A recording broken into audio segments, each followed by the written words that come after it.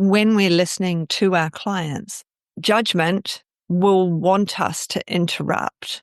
So we need to avoid that judgment. We need to avoid those interruptions because we can formulate our responses while the speaker is talking, which means that we can avoid those judgment statements. We can turn that frown upside down, another of my mother's sayings. Mentoring with Geraldine is a bite-sized practitioner podcast for naturopaths, nutritionists, herbalists, coaches, and practitioners. This podcast responds directly to the needs of you, the practicing natural therapist. We have interviews during the holiday season and business and mindset support each week, so you'll get the variety you need to enjoy and stay motivated in your practice. Don't forget to subscribe to receive the weekly episodes. And if you want to connect with me, always check the show notes because that's where you'll find the links to book appointments and, of course, to join the Academy, the membership group where there's constant connection and community with like-minded practitioners. Now, let's get started.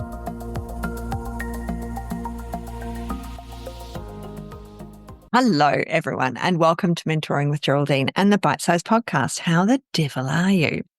So last week, I was really talking about connecting with your client and some of the troubles that we have. So this week, I thought I'd take it that little bit further. And because I did say, you've got to show empathy. So I thought, let's talk about empathy. Let's talk about understanding, because empathy has two sides, doesn't it? We've got the empathy side that we're handing out all that empathy. We're giving it away. And I consider that it's actually like an empathy bucket. We have a bucket of empathy within us, and we reach burnout when that bucket is permanently empty. So we have to, that doesn't mean to say that we're tight with our empathy like we would be. Oh, I don't want to spend that on that thing. And I don't want to give out any more empathy than I have to. Empathy is a whole. So one appointment is a scoop from that bucket. It's not each time you're empathetic, there's a scoop comes out. It's each appointment has a level of empathy involved. Each interaction as a whole, that empathy bucket is being used. So what I've found over the years is I actually have a maximum number of clients that I can see a week without going into burnout to maintain my intellectual karma and my capacity and my ability to do my job, which has always meant I've had to have two jobs. I can't just have this as my one job because I've wanted to see people in other environments. I've wanted to talk to people about different things. So when I was nursing and seeing clients, that was a pretty heavy empathy draw, wasn't it? Because I was working as a nurse and all of these people needed care and support, but very differently to the way I give it as a naturopath and nutritionist. And a couple of things, which I'll get to in a minute, with this empathy, there's some things we have to do that make it even harder not to use up our empathy in a way, because we do have to withhold judgment. And judgment, when I look through, social media and that's huge right now. Everybody's judging everybody. My mother, who died recently, I'm sure you know, if you've been listening. Have you been listening, active listening? But you might not know, and that's fine too. So I don't want to judge you. We need to think about, what my mother always said, and that was, if you haven't got anything nice to say, don't say anything at all. Because there's a lot of people saying a lot of really horrible things right now, and those are judgments, and they come from us, right? They come from inside us. That's not, I don't like that pink dress. Well, that's my judgment.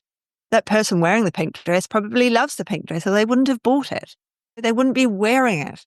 So that's my judgment, and I can keep that inside. I don't need to say that out loud.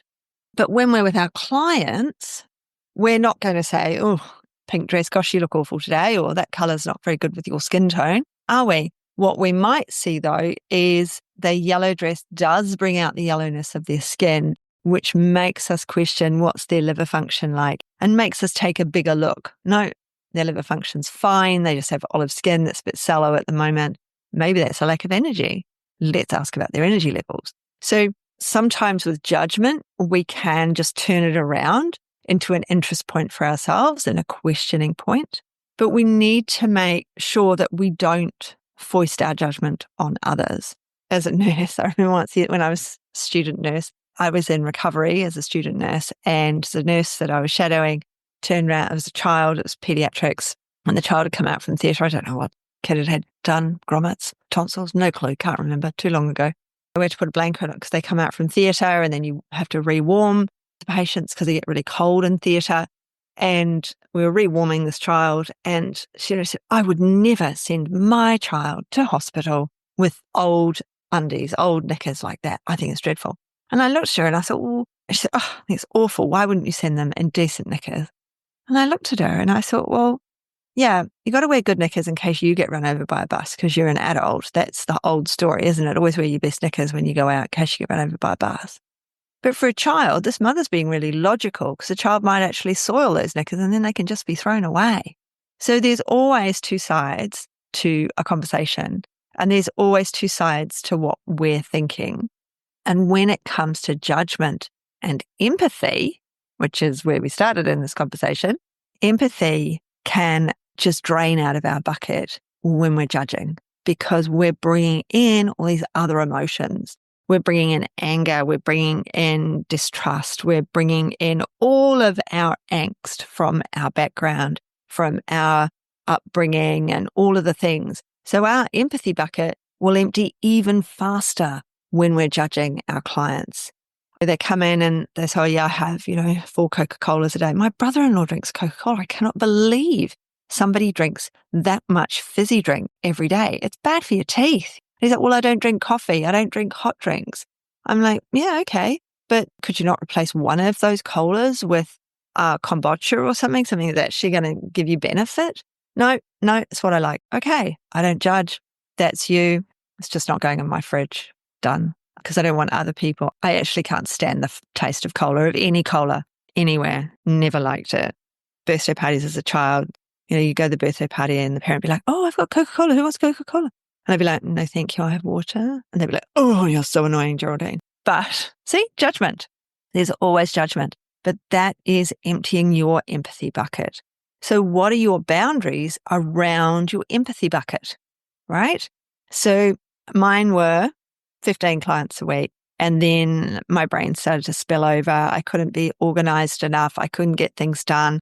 My kids noticed. They were little. When I made this realization, that was my maximum. And I know some people sit in an office and they see one after another, after another, after another, after another, like GPs do.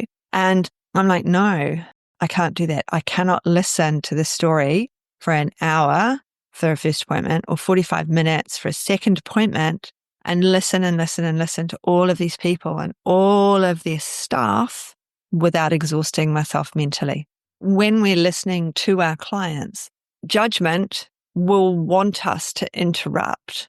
So we need to avoid that judgment. We need to avoid those interruptions because we can formulate our responses while the speaker is talking, which means that we can avoid those judgment statements. We can turn that frown upside down, another of my mother's sayings, although that's everybody's saying, isn't it, really? We can think about, well, they've said, rather than me doing shocked face, you drink so many colas every day, I can go, what other carbonated drink, rather than calling it a fizzy drink, what other carbonated drink do you drink that we could perhaps swap one of those out for? Let's just, you say you drink 4 a day. Can we initially get it down to 3 by swapping out one of those and see how you go with one swapped out? And then ultimately, we can look at swapping out 2 of them and then maybe 3 of them, and then that becoming an occasional drink because it's not good for your teeth. It's not good for your gut. It's not actually, there is some suggestion. I remember in college years ago, and somebody put it in one of the Facebook groups. They said, is it true that carbonated drinks aren't good for your bones? And then everybody started searching for research, and none of us can find this research that we got told when we were training 20 plus years ago. Now, of course, none of that really old research is used. So if anyone's doing cola research in bone health, yeah, if they could send that bit of research my way, that'd be great. but it's certainly not good for the teeth. Discolors the teeth. And of course, it's not good for our guts to be having highly processed drinks all of the time. So we've got to think about how we swap things out rather than judging as we swap things out. How much empathy is being used with each client, and not how we can store it or gatekeep our empathy, but how we can use it constructively so that they gain the most from their interaction with us. We are left with a minimal amount of homework from the client, because there's always homework, isn't there? For us, we give our clients homework, but we always have homework in the form of research, looking up, trying to find that carbonation and bone piece of research no one can find all of a sudden, so that we can go through and use our energy wisely by not judging, by really formulating our response before it comes out of our mouth, taking that time to listen. And they appreciate it. Our clients know we're listening. They can feel us listening when we're just doing the correct responses rather than interrupting. It gives us time to really put together the results for them and the formula for them if we're not constantly talking and trying to fill a gap, which is something that I always used to do. I don't do it anymore, but I certainly used to do it. And now I will sit. I'm happy with my friends. I'm happy to sit and let there be silence. And that's nice. But it's taken a long time to get to this place. So how much empathy are you using? How much judging are we doing? How much understanding are we able to give in each appointment to our client? So that's your homework today. Your next appointment with your next client, to be aware as soon as judgment jumps in, to look at that judgment. Maybe you have to just quickly write it down so you remember what it is and so that you can look at it later. What did that judgment say to you about you? Why did you want to leap in and make that comment about something they've said or something they've done? And then go over, what was my response to that after I'd stopped and formulated that response? After I hadn't said, oh, I know, which is what I wanted to say. We don't want to say that ever, do we? After I'd squashed all my initial responses, my immediate responses, and given a nod, perhaps, or one of these responses, rather than leaping in with our answer. Is it an answer? Or our judgment or our response? How did we get on doing that? So that is your homework. So all homework at the moment is related to the consult itself. How are you doing with the timings? How are you doing with processing the whole system? And is your system working? You can make an appointment with me and we can have a chat, right? So how is that whole process working? It'd be good to hear your thoughts. So Geraldine at mentoringwithgeraldine.biz is the email. There's no spam folder in that email. So it means that I do actually get all the emails, but there's no autoresponder. So I will actually reply. I've chosen not to put an autoresponder on there except when I'm on holiday. So that I see each and every email that comes through to it. So interesting, hey? Right then, I'm going to leave it there. And next time, we're still going to keep talking about this. This is, I think, April, May should be the month of listening and actioning and really thinking about the appointment and the systems you have within your appointment and how that affects the overall appointment and what you're doing. So, right, I'm going to leave it there. It's been lovely chatting. Me chatting, and hopefully you listening. Hopefully you got to listen to it all and you weren't interrupted all the way through. Go back and listen again. Hey. Now, I'm going to leave it there. Have a good one. And you know the deal. If you enjoyed it, make sure that you leave me that 5-star review you've been dying to give. Just scroll down. It's so easy to do. Right. Have a good one. Catch you soon. See ya. Thanks so much for joining me today. Don't forget to rate, review, and subscribe to the podcast for the weekly episodes. If you'd like even more support and learning, then the Academy is for you. Here you'll find part 2 of the herbal discussions, more clinical learning, and case studies to support your clients in practice. Bye for now.